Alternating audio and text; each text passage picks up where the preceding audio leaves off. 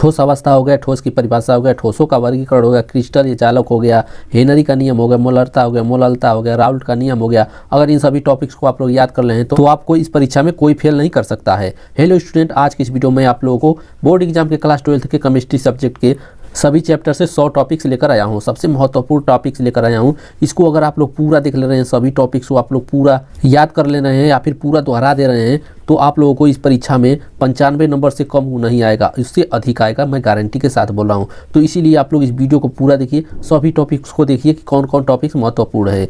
तो इस वीडियो पर आप लोग बने रहिए, वीडियो को फुल वॉच कीजिए। उससे पहले आप इस वीडियो को लाइक कर दीजिए, क्योंकि ये वीडियो बनाने में, लिखने में, पढ़ने में, समझने में, आप लोगों को समझाने में बहुत मेहनत लगता है। तो इसीलिए मैं बोल रहा हूँ वीडियो को लाइक जरूर कर दीजिएगा। तो चलिए आज का वीडियो स्टार्ट। तो यहाँ पर देखिए चैप्टर 1 से है। चैप्टर 1 से है ठोस अवस्था, और ठोस अवस्था में ठोस की परिभाषा आप लोग याद कर लीजिएगा, देख लीजिएगा। और उसके बाद देखिए दूसरा है ठोसों का वर्गीकरण। ठोसों का वर्गीकरण में जैसे आ गया ठोस के प्रकार। ठोस के प्रकार में देखिए जैसे ठोस 2 प्रकार का होता है, क्रिस्टल ठोस और अक्रिस्टल ठोस। ये भी क्रिस्टल ठोस, अक्रिस्टल ठोस, ये भी कई प्रकार का होता है। तो इसको आप लोग अच्छे से पढ़ लीजिएगा और अच्छे से समझ लीजिएगा। अगर आप मान लीजिए आप लोग को नहीं आ रहा है तो इस पर बोल दीजिएगा, मैं वीडियो बना दूंगा। जो भी टॉपिक समझ में नहीं आएगा उस पर आप लोग बता दीजिएगा, मैं उस पर वीडियो बना दूंगा, आप लोग देख लीजिएगा और अच्छे से पेपर दे दीजिएगा, क्योंकि ये बहुत इंपॉर्टेंट टॉपिक्स है। सभी इंपॉर्टेंट टॉपिक्स लेकर आया हूँ। अब नेक्स्ट देखिए क्रिस्टल जालक या त्रिविम चालक। अब उसके बाद है एकक कोष्टिका, ये भी बहुत महत्वपूर्ण है, इसको भी आप लोग अच्छे से याद कर लीजिएगा और देख लीजिएगा। और नेक्स्ट है संकुलन क्षमता। संकुलन क्षमता ये भी इंपॉर्टेंट है। अब देखिए पहला चैप्टर से इतना हो गया, अब दूसरा चैप्टर है, यहाँ से दूसरा चैप्टर स्टार्ट हो जाता है। तो दूसरा चैप्टर में इंपॉर्टेंट टॉपिक्स है विलयन तथा विलयनों के प्रकार। विलयन का परिभाषा याद कर लीजिएगा और विलयनों के प्रकार याद कर लीजिएगा, ये भी बहुत महत्वपूर्ण है, ये भी परीक्षा में अक्सर आता है। अब नेक्स्ट देखिए हेनरी का नियम, ये तो मोस्ट इंपॉर्टेंट है, वेरी इंपॉर्टेंट है, इसको आप लोग जरूर याद कर लीजिएगा, ये भी जरूर पूछा जाता है। अब आगे देखिए है मोलालता। मोलालता है, फिर मोलालता है, इसको भी आप लोग अच्छे से याद कर लीजिएगा। मोल प्रभाज या मोल अंश, ये भी इंपॉर्टेंट है। राउल्ट का नियम, ये भी मोस्ट इंपॉर्टेंट है, इसको भी आप लोग अच्छे से याद कर लीजिएगा। नेक्स्ट देखिए आदर्श तथा अनादर्श विलयन। आदर्श तथा अनादर्श विलयन, इसको भी आप लोग देख लीजिएगा और याद कर लीजिएगा। नेक्स्ट देखिए परासरण तथा परासरण दाब, ये इसको भी याद कर लीजिएगा, ये भी इंपॉर्टेंट है। अब देखिए नेक्स्ट है दूसरा चैप्टर समाप्त हुआ, अब तीसरा चैप्टर देखिए। तीसरा चैप्टर से इंपॉर्टेंट टॉपिक्स, तो पहला है विद्युत चालकों के प्रकार। विद्युत चालकों के प्रकार मतलब विद्युत चालक कितने प्रकार के होते हैं, इसको भी आप लोग देख लीजिएगा। नेक्स्ट है विशिष्ट चालकत्व या चालकता, इसको भी आप लोग अच्छे से देख लीजिएगा। मोलर चालकता, कोराउल्स का नियम, फैराडे के विद्युत अपघटन के नियम, ये तो मोस्ट इंपॉर्टेंट है, इसको भी आप लोग अच्छे से याद कर लीजिएगा। नेक्स्ट है इलेक्ट्रोड। इलेक्ट्रोड हो गया, इलेक्ट्रोड विभव हो गया, इसको भी आप लोग अच्छे से याद कर लीजिएगा, इसको भी और इलेक्ट्रोड को भी। ये इलेक्ट्रोड 2 प्रकार का होता है, धनात्मक तथा ऋणात्मक, इसको भी अच्छे से देख लीजिएगा क्योंकि बहुत इंपॉर्टेंट है। अब देखिए नेक्स्ट है विद्युत रासायनिक सेल। विद्युत रासायनिक सेल ये भी इंपॉर्टेंट है, इसको भी आप लोग अच्छे से देख लीजिएगा। नेक्स्ट है 22 नंबर विद्युत रासायनिक श्रेणी। विद्युत रासायनिक श्रेणी को आप लोग अच्छे से देख लीजिएगा और याद कर लीजिएगा। नेक्स्ट है 23 नंबर सेल का विद्युत वाहक बल। सेल का विद्युत वाहक बल, ये भी इंपॉर्टेंट है। अब तीसरा चैप्टर समाप्त हुआ, चौथा चैप्टर से इंपॉर्टेंट टॉपिक्स है अभिक्रिया दर तथा अभिक्रिया दर या वेग, इसको भी आप लोग अच्छे से देख लीजिएगा, क्योंकि बहुत इंपॉर्टेंट टॉपिक्स मैं ढूंढ कर लाया हूँ सभी चैप्टर से।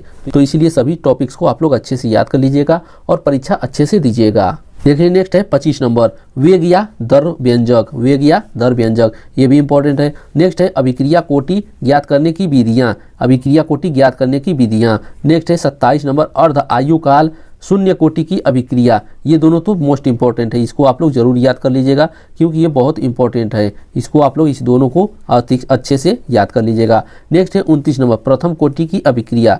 प्रथम कोटि की अभिक्रिया, इसको भी याद कर लीजिएगा। नेक्स्ट है द्वितीय कोटि की अभिक्रिया, इसको भी याद कर लीजिएगा। प्रथम कोटि की अभिक्रिया और द्वितीय कोटि की अभिक्रिया, दोनों को आप लोग याद कर लीजिएगा। अब नेक्स्ट देखिए 31 नंबर अभिक्रिया की आश्विकता, इसको भी आप लोग याद कर लीजिएगा, मोस्ट इंपॉर्टेंट है। अब नेक्स्ट देखिए 32 नंबर अधिशोषण, ये 5वें चैप्टर से है, 5वें चैप्टर से है अधिशोषण। 33 नंबर देखिए अधिशोषण के प्रकार, उत्प्रेरण हो गया, कोलाइड हो गया, कोलाइड विलयन का वर्गीकरण हो गया, पेप्टीकरण हो गया, अपोहन हो गया, इन सभी को आप लोग अच्छे से याद कर लीजिएगा। टिंडल प्रभाव हो गया, इसको भी आप लोग अच्छे से याद कर लीजिएगा। ब्राउनी गति हो गया, स्कंद अथवा उर्णन हो गया, हार्डी सुलजे का नियम, ये भी मोस्ट इंपॉर्टेंट है, इसको भी आप लोग याद कर लीजिएगा। रच्छी कोलाइड हो गया, इसको भी याद कर लीजिएगा, ये भी इंपॉर्टेंट है। स्वर्ण संख्या, ये भी इंपॉर्टेंट है। अब देखिए चैप्टर 6 से है नाइट्रोजन परिवार के तत्व, नाइट्रोजन परिवार के तत्व। अब 46 नंबर देखिए, हैबर विधि द्वारा अमोनिया का निर्माण, मतलब हैबर विधि द्वारा अमोनिया का निर्माण, अमोनिया कैसे बनाया जाता है उसको आप लोगों को समझना है, सोचना है, समझना है, याद करना है। तो यहाँ पर देखिए अमोनिया का निर्माण करना है, तो अमोनिया का सूत्र होता है NH3। इसको आप लोगों को विधिवत याद करना होगा कि हैबर विधि द्वारा अमोनिया का निर्माण कैसे होता है। अब देखिए नेक्स्ट है ऑस्टवाल्ड विधि द्वारा नाइट्रिक अम्ल का निर्माण, मतलब नाइट्रिक अम्ल का निर्माण ऑस्टवाल्ड विधि द्वारा कैसे होता है, इसको भी आप लोगों को अच्छे से देखना है। अब नेक्स्ट देखिए 48 नंबर है समूह 16 के तत्व ऑक्सीकरण परिवार, इसको भी आप लोग अच्छे से देख लीजिएगा और याद कर लीजिएगा। अब नेक्स्ट देखिए सल्फर डाइऑक्साइड SO2, इसको भी याद कर लीजिएगा अच्छे से। अब देखिए संपर्क विधि द्वारा सल्फ्यूरिक अम्ल का निर्माण, सल्फ्यूरिक अम्ल का निर्माण मतलब H2SO4 का निर्माण, H2SO4 का निर्माण संपर्क विधि द्वारा कैसे होता है, मतलब कैसे किया जाता है, इसको भी आप लोग अच्छे से देख लीजिएगा और याद कर लीजिएगा। नेक्स्ट देखिए क्लोरीन बनाने की विधि, क्लोरीन बनाने की विधि मतलब क्लोरीन कैसे बनता है, इसको भी आप लोग अच्छे से देख लीजिएगा। अब 6वां चैप्टर समाप्त हुआ। अब नेक्स्ट है 7वां चैप्टर, 7वां चैप्टर मतलब 52 नंबर से है डी ब्लॉक के तत्व, संक्रमण तत्व, इसको भी याद कर लीजिएगा, 7वें चैप्टर से है। नेक्स्ट है 53 नंबर लेंथेनाइट तथा एक्टिनाइट, इसको भी आप लोग याद कर लीजिएगा, 7वां चैप्टर से बस 2 ही इंपॉर्टेंट है, इसको भी आप इस दोनों को आप लोग याद कर लीजिएगा। अब आगे देखिए है 8वां चैप्टर, 8वां चैप्टर से है उपसहसंयोजक यौगिक, उपसहसंयोजक यौगिक, इसको भी याद कर लीजिएगा। उसके बाद देखिए उपसहसंयोजक यौगिकों का नामकरण, मतलब इसका नामकरण IUPAC नाम, इसको भी आप लोग अच्छे से ये देख लीजिएगा क्योंकि बहुत इंपॉर्टेंट है, ये जरूर पूछा जाता है। देखिए नेक्स्ट है लिगेंड, लिगेंड क्या होता है, इसको भी आप लोग अच्छे से समझ लीजिएगा। अगर जिस टॉपिक्स का आप लोगों को नहीं पता होगा उसको आप लोग बता दीजिएगा, मैं उसका वीडियो बना दूंगा, अच्छे से समझा दूंगा, आप लोगों को समझ में आ जाएगा, बोर्ड एग्जाम में कोई तकलीफ कोई दिक्कत नहीं होगा। अब आगे नेक्स्ट देखिए संयोजकता आबंध सिद्धांत, संयोजकता आबंध सिद्धांत, ये भी मोस्ट इंपॉर्टेंट है, इसको भी आप लोग अच्छे से देख लीजिएगा। हेलो एल्केन, हेलो एल्केन, इसको भी देख लीजिएगा। हेलो एल्केन का नामकरण, इसको भी आप लोग अच्छे से देख लीजिएगा। अब देखिए बुर्ज अभिक्रिया, सभी इंपॉर्टेंट है, इन सभी को देख लीजिएगा। अब देखिए नेक्स्ट है 61 नंबर SN1 SN2 अभिक्रिया, इसको भी आप लोग अच्छे से देख लीजिएगा। अब नेक्स्ट देखिए हेलो एरीन, हेलो एरीन भी इंपॉर्टेंट है, इन सभी को भी आप लोग अच्छे से देख लीजिएगा, पढ़ लीजिएगा, समझ लीजिएगा। अब नेक्स्ट देखिए 63 नंबर है हेलो एरिनो का नामकरण, हेलो एरिनो का नामकरण कैसे किया जाता है, इसको भी आप लोग अच्छे से समझ लीजिएगा। अब नेक्स्ट देखिए इंपॉर्टेंट क्लोरोबेंजीन, क्लोरोबेंजीन हो गया, क्लोरोफार्म हो गया, क्लोरोफ्लोरोकार्बन, इसको भी आप लोग देख लीजिएगा। अब नेक्स्ट देखिए एल्कोहल मतलब OH हो गया, इसको भी आप लोग अच्छे से देख लीजिएगा, एल्कोहल। अब नेक्स्ट देखिए 68 नंबर एल्कोहल का वर्गीकरण, एल्कोहल का वर्गीकरण कैसे किया जाता है। यहाँ पर देखिए यहाँ से 9वां चैप्टर मतलब 10वां चैप्टर स्टार्ट हो गया है, यहाँ से 10वां चैप्टर से एल्कोहल से ये सभी महत्वपूर्ण टॉपिक्स है।